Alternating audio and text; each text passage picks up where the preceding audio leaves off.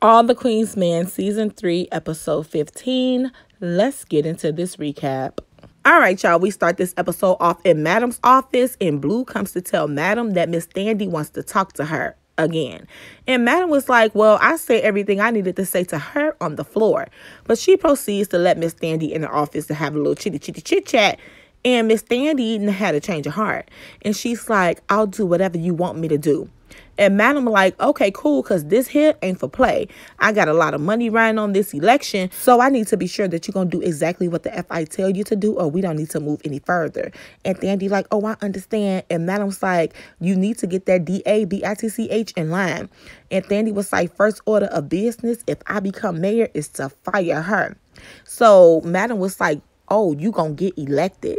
And Thandi like, well, we so close in the polls, anything can happen. And Madam was like, I just told you gonna get elected. And now Thandi talking about, are you gonna rig the election? And Madam like, no, I'm gonna personally endorse you. And she said, I just need to be 100% sure that if I put my money in my back and behind you, you're going to do exactly what I tell you to do. And Thandi was like, oh, I will. I promise. And Madam threw a curveball at her and said, okay, we're starting with you not coming back to Eden again. Because how do that look for the mayor of Atlanta to be up in here frolicking? Then she told her that she need to get her D at home and that she need to even keep that on the low. Now, of course, Thandi agrees to all of Madam's commands. And Madam is like, okay, well, we got a full house out there. I'm going to go on stage. I'm going to introduce you. I'm going to endorse you. You can say a few words, shake a few hands, and then I don't want to see you here after that. And Thandi was like, okay. And she went in the hallway to wait on Madam. Girl, Now we all know that Madam is a woman of her word, and she did exactly what she said she was going to do. She got on that stage and endorsed Miss Thandi with a beautiful speech, might I add. And then she calls Thandi to the stage. Now, y'all know Madam had to give her a fair and stern warning, and she told Miss Thandi, I just put my name on you. So if you F this up, yours is going to be on a toe tag. Child, welcome to death row. Baby, Detective Davis is clearly strung out and she needs another refill. So she pops up on Doc at the strip club while he's working. Baby, have you lost your mind? And he like, what's going on with the goings-ons? Do you got some information for Madam? And she said, I need a quickie. I need 5 minutes. Now, he didn't want to do it, but he went anyway. And Midnight had came out to smoke a cigarette. And he had seen her and Doc walking off. And he was like, what the F is going on with the goings-ons? Now, he don't know that Madam put Doc up to this. So, child, Midnight, hang tight. Don't do nothing stupid. Dumb and Dumber, Champ, and Trouble have gotten the green light to rob the stash house. Champ is telling her how the girl told him that the dude that's going to be at the stash house is fat, lazy. He ain't going to be able to catch them. He always falling asleep. So it is a go. And Trouble is with it. Champ say he trusts the girl and her information, so they ready. They going over the plan and what they going to do when they get there. And everything seemed good, but that's only one problem. Big D is listening to everything. Now, Blue done peed me off because she runs into Dime at the club and she starts telling Dime about the rumor that her and Imp are back messing around. And Dime is like, no, like we almost did, but I stopped him. And Blue is like, well, somebody lying on you. And Dime is like, well, Imp wouldn't do that. And Blue like, well, it came from somewhere. Who else would have known? And Dime started going off like, I asked him not to say nothing. I can't believe he would do that to me. And Blue like, well, Imp been all over the place. One minute he in his feelings, he be wilding. And now Dime is upset and she runs up on Imp, who is giving some girls a dance. And she went off. She was like, I asked you to do one thing. You couldn't even do that. You told the guys about last night. And he's like, what you talking about? I ain't say nothing. And she like, oh, you wonder why we not gonna make it? And he trying to explain and she just steady going off. And she like, I took a chance on you before and I went against everything I said I wouldn't do. And I'm not falling for it again. And he like, maybe they just assuming stuff. And she was like, yeah, assuming because you said something. So he told her the truth. And he was like, you know, it's Babyface. He saw us probably. He brung it in the locker room. And she was like, and you just let him assume. And he was like, no, I was mad. But, you know, it's just guy stuff. And she was like, well, I thought this guy was different. And he was like, you know, I wouldn't do something that you asked me not to do. And she was like, well, you didn't deny it. He's like, okay, can we just go somewhere and talk after work? And she's like, no, I don't have anything to say to you. Girl. Not you just let Blue lie in your face, child, and now you not let him explain. Child, you self-sabotaging. So Midnight had rolled up on Doc because he want to know what's going on with the goings-ons with him and Detective Davis. Now, thank God this didn't go nowhere because Doc was like, look, bro, I'm just doing what Madam asked me to do. You know, I got to pump out the information. And he was like, oh, okay, sleeping with the enemy, but just don't fall in love. And Doc said, fall in love. You know, I don't trust these HOEs. Period. Now, all the guys are in the locker room, and you know they got to get on Babyface case. And they asking him how things is in Thunderland. And he starts bragging about how he got the house to himself while she out kissing babies and shaking hands. And they like, well, I hope you ain't bringing other girls in her house. And he said, of course he is. She got a sex room, and he is using it. And the women that he have in and out of there is paying him double. Now they turn their attention to Amp, who is just silently sitting there by himself. And they're like, what's wrong with you? And he like, you know, Babyface that said this stuff about Diamond. Now she don't trust me.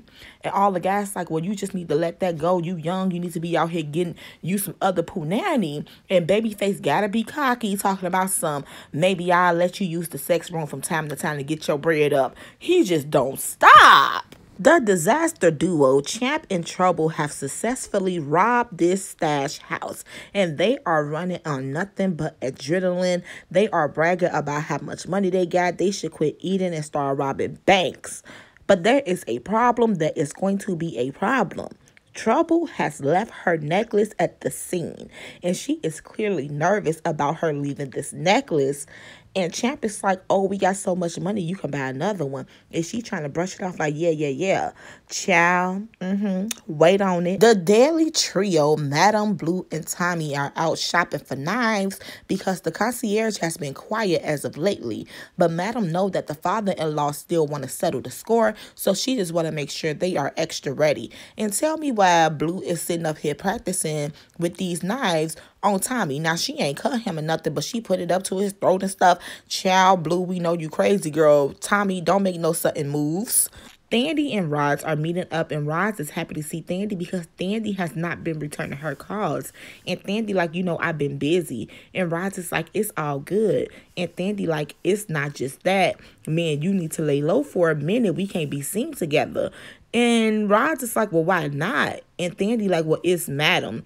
And Roz like, is she threatening you? And Thandie like, no, but I think she becoming suspicious about our relationship. And Roz is confused. She like, okay, so what? And Thandie like, this is a delicate situation. And Roz is like, no, it's not. Not unless you making promises to her behind my back. And Thandie like, we known each other way too long for you not to trust me. And Roz is like, I know, but you really not sounding like yourself. Should I be worried about where your loyalty lies? And Thandie like, I'm sticking to the plan, but you know, Madam, she gonna F it up. And Roz is like, you know what? That makes sense. So Thandie like, you know, this election coming up, we got to play it smart. And you need to stop telling people that you're trying to take Madam down because that's not helping either. And baby Roz said that she is going to fall back and let Thandie take the lead. Ciao. Birds of a feather flock together. A brotherly moment between these two, Alfredo and Amp. They are at the gym working out, and Fredo just want to tell Amp how proud he is of him for starting his journey to self-care. And Amp is like, I did all this for Dam, and she don't even want me back, so I don't even want to do it no more. And Fredo like, well, at least you're going to be a better self for yourself and for the next woman. And Amp starts punching his bag real hard, and Alfredo like, boy, relax, I'm not saying she's not the right one. And he said that he is picturing the bag to be Big D. And Alfredo is like, you got so much animosity towards him. Like, why? You don't even know him. And Amp is like, he know the situation between me and Dam. I've been trying to be nice to him and he won't back off. And Alfredo like, well, you can't really blame him. You don't even know him like that. It's a lot that you don't know.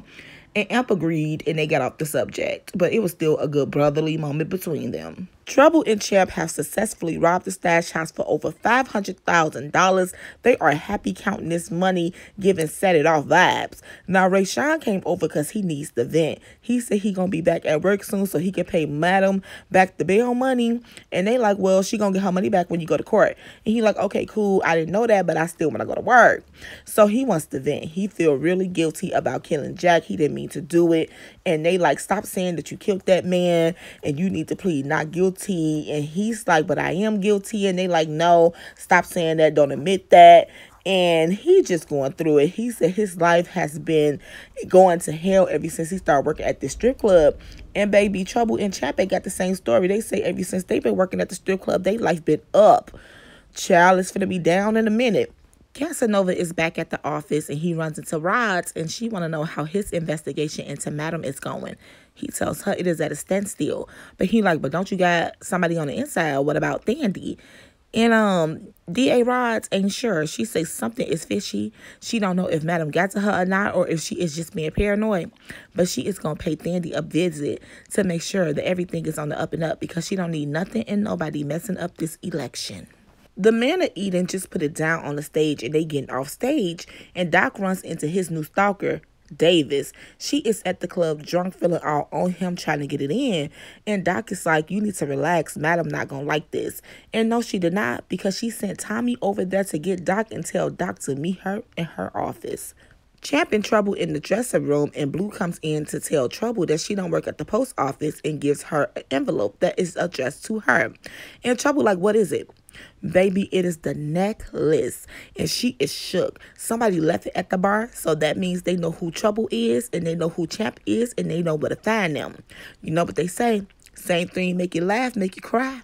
So Doc makes his way to Madam's office, and baby, Madam is not happy. She like, what's going on between you and this detective? And he like, nothing.